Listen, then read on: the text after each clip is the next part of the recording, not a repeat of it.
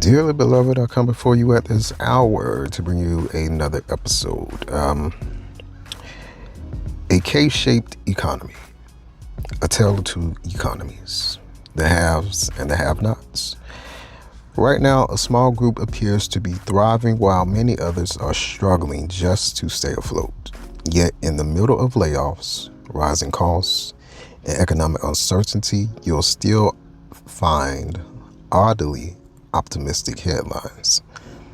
Case in point, an article from CNBC listing the best cities to buy a home.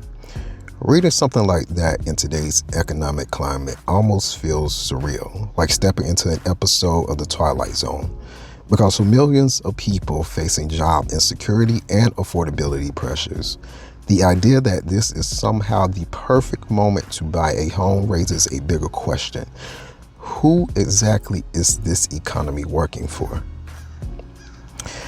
2 weeks ago, Jack Dorsey, founder of Twitter and co-founder of his current company, Block Inc., the parent company of Square, Tidal, Afterpay, Cash App, Bitkey, and Proto, took to social media to give 4,000 employees as he claims it to be, a compassionate layoff. What is a compassionate layoff?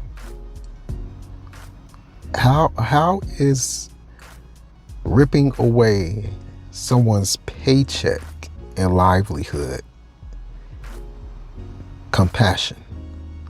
That is the disconnect right there. That's just one of many disconnects when it comes down to corporations, when it comes down to people of means and everybody else. There's nothing compassionate about telling somebody they no longer have a job. But let's move on. He went on to say, today we're making one of the hardest decisions in the history of our company. We're reducing our organization by nearly half, from over 10,000 people to just under 6,000, Dorsey wrote. That means over 4,000 of you are being asked to leave or enter into consultation. In the thick of the COVID-19 pandemic, companies around the U.S. added thousands of staffers to their payroll, Block Inc. included. Block's workforce soared from 3,900 employees in 2019 to 12,500 in 2022. However, luckily for it, AI arrived just in time as companies needed to reverse their pandemic hiring sprees, offering highly paid executives like Jack Dorsey himself a convenient excuse for mass layoffs. Dorsey admits, yes, we overhired during COVID, which he blames on organizational issues, or as he puts it, because I incorrectly built two separate company structures, Square and Cash App, rather than one. No, buddy, I don't buy that. In his excuses, he goes on to try to hide behind the talk of being profitable and experiencing positive growth, but all that talk falls flat when only you and a few handful of others can rake in the monetary profits of it all. This is what he went on to say, right? He said,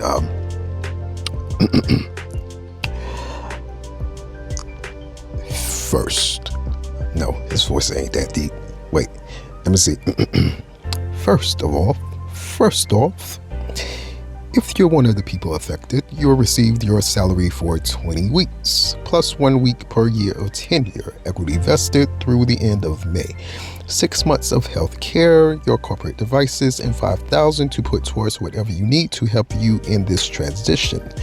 If you are outside of the US, you'll receive similar support, but exact details are going to vary based on local requirements.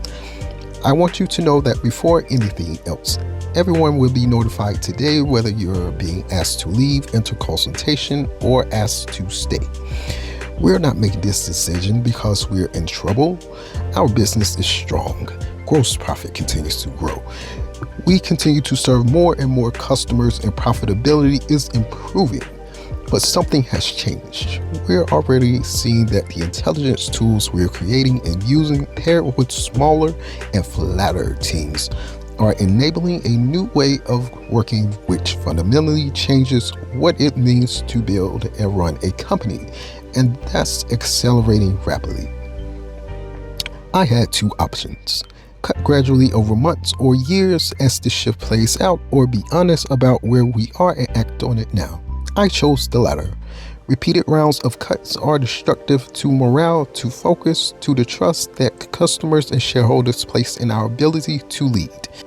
I'd rather take a hard, clear action now and build from a position we believe in than manage a slow reduction of people towards the same outcome. A smaller company also gives us the space to grow our business the right way, on our terms, instead of constantly reacting to market pressures. A decision at this scale carries risks, but so does standing still. We've done a full review to determine the roles and people we require to reliably grow the business from here, and we've pressure tested those decisions from multiple angles. I accept that we may have gotten some of them wrong, and we've built in flexibility to account for that and do the right thing for our customers. We're not going to just disappear people from Slack and email and pretend they were never here. Communication channels will stay open through Thursday evening Pacific time, so everyone can say goodbye properly and share whatever you wish. I'll also be hosting a live video session to thank everyone at 3:35 p.m. Pacific. I know doing it this way might feel awkward. I'd rather it feel awkward and human than efficient and cold. To those of you leaving, I'm grateful for you, and I'm sorry to put you through this. You built this company what it is today. That's a fact that I'll honor forever. This decision is not a reflection of what you contributed. You will be a great contributor to any organization going forward. To those staying, I made this decision and I'll own it. What I'm asking of you is to build with me. We're going to build this company with intelligence at the core of everything we do. How we work, how we create, how we serve our customers. Our customers will feel this shift too, and we're going to help them navigate it towards a future where they can build their own features directly, composed of our capabilities and served through our interfaces. That's what I'm focused on now. Expect a note from me tomorrow, Jack.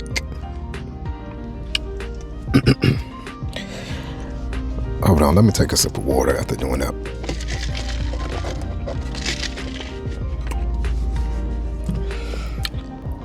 Y'all heard the BS, right? A compassionate layoff. Never mind the fact that people have planned their weddings. Never mind the fact that people have probably planned on buying a house. Never mind the fact that people have planned on having kids.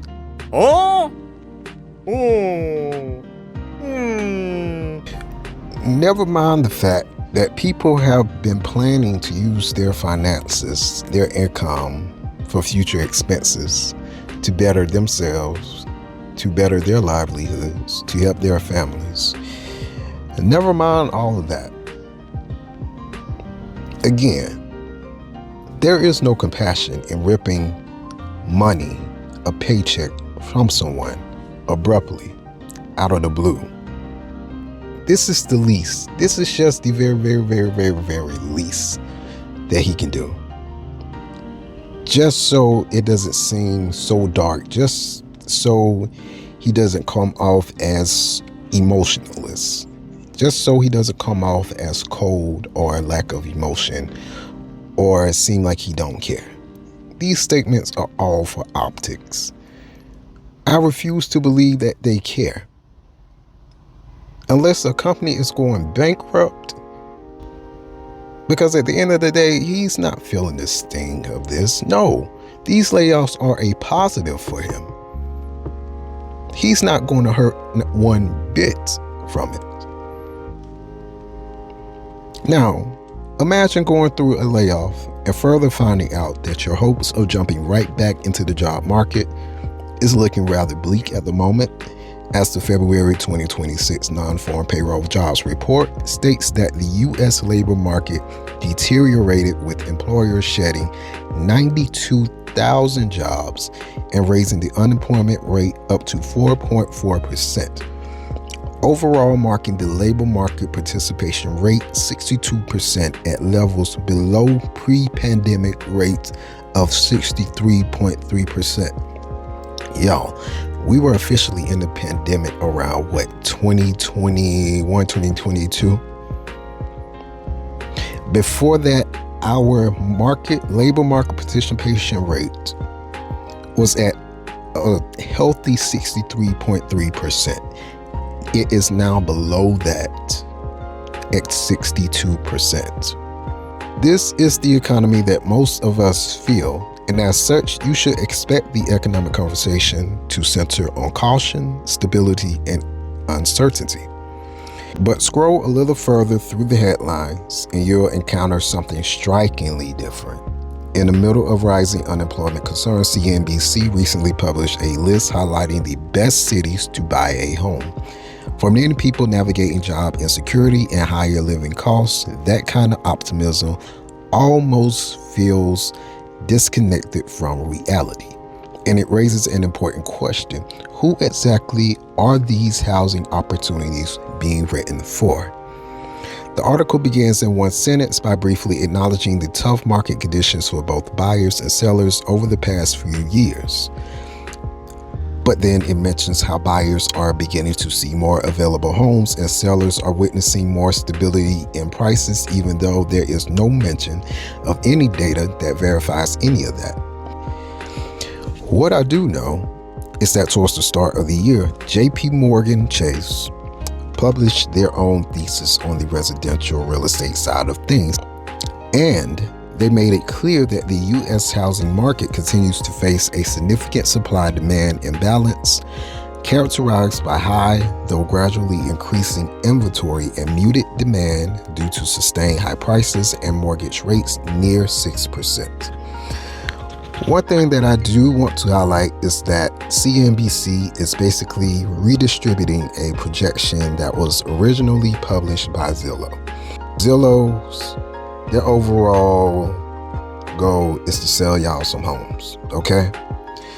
So, in January, Zillow released a report on which of the 50th largest U.S. metros will be the most buyer-friendly housing markets in 2026. To rank the market, Zillow's index incorporated three themes.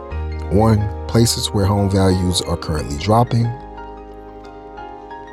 2, the share of income a median earner would pay to buy a typical home in their metro area, assuming a 20% down payment. And 3, places where buyers have more negotiating leverage, according to a Zillow tool that measures buyers' competition based on factors like days on the market and the share of listings with a price cut. Not surprising is the fact that most cities on the list are all located in the Midwest and the Sunbelt region, Sunbelt being the South. So they go on to classify the following states as the most buyer-friendly markets of 2026. Number 1, Indianapolis, Indiana, with a median home price of $283,040. Number 2, Atlanta, Georgia, with a median home price of $374,117. Number 3, Charlotte, North Carolina, with a median home price of $379,228. Number 4, Jacksonville, Florida, with a median home price of $342,853.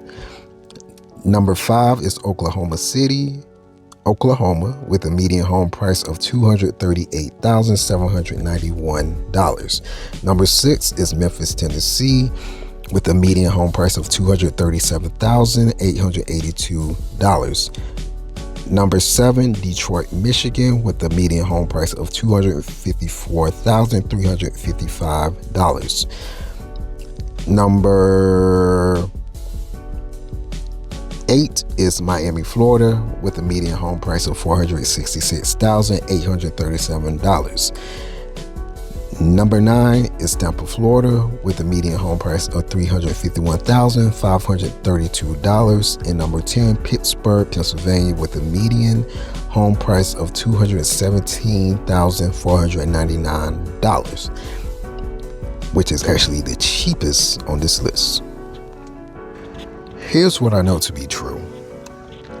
Only one of these cities were cited where the median income grew at a notable rate in 2025, and that's Tampa, Florida, courtesy of an earlier article CNBC published last year.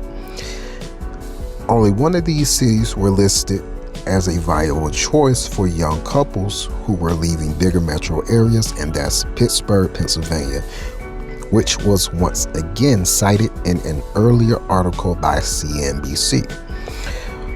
Also, over half of the lists are in states, Florida, Georgia, Pennsylvania, Tennessee, North Carolina, that have experienced some of the highest percentages of layoffs in the United States since 2024.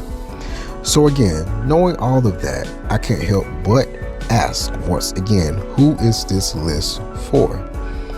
Is it for the average day-to-day citizen that's struggling to stay afloat in this current economic climate?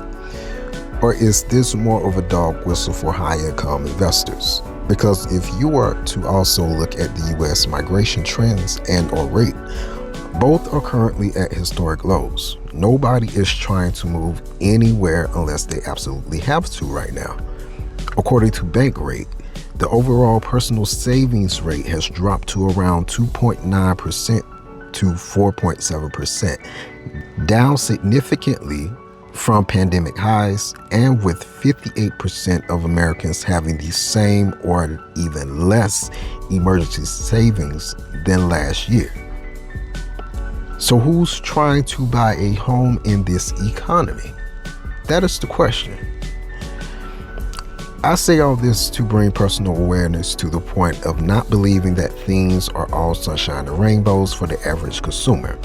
Legacy media financial sites like CNBC, Bloomberg, Business Insider, and others, they all have a job to do.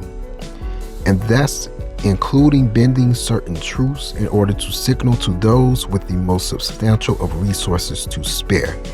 And even if I was a wealthy investor, I still would hold off on taking chances at entering any market where people are struggling to keep and find jobs.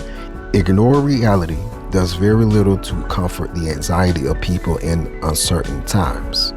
And I'm going to need CNBC and others to do a whole lot better. I want to hear what y'all think. Who do you think articles like that is for? You know, is anybody in the position to buy a home? Do you feel like you can buy a home right now? Like, how do you feel economically?